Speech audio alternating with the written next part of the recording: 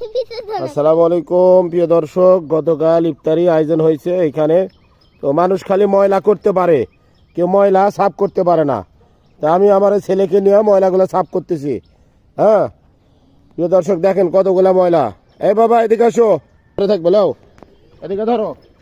মানুষ খালি ময়লা করবে পারে রে, ময়লা সাফ করবে পারে না। আব্বু হ্যাঁ তাহলে তোমার কাছেই ধরবো। হ্যাঁ হচ্ছে হচ্ছে আচ্ছা, কথা বলো না। হ্যাঁ এদিকে আসো, এদিকে আসো, এদিকে আসো। আচ্ছা এদিকে।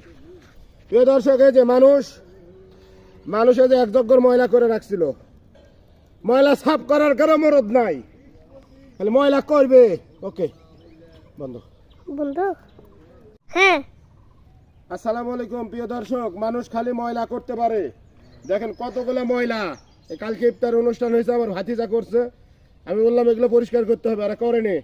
তো আমি এই যে আমার নিজের হাত পা ভরায় ময়লাগুলো পরিষ্কার করলাম।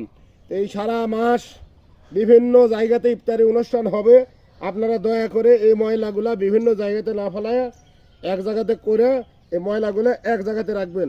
যে কোনো মাঠে হোক, মসজিদে হোক, মসজিদের আশেপাশে যেখানেই হোক বা গ্রামে হোক, এই ময়লাগুলা এক জায়গাতে করে এক জায়গাতে রাখবেন। যেখানে সেখানে ময়লা করবেন না, ঠিক আছে?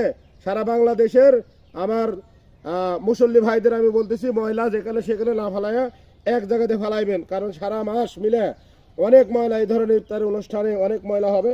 এই ময়লাগুলো যেখানে সেখানে না ফেলায় অবশ্যই এক জায়গাতে করে রাখবেন। আসসালামু আলাইকুম।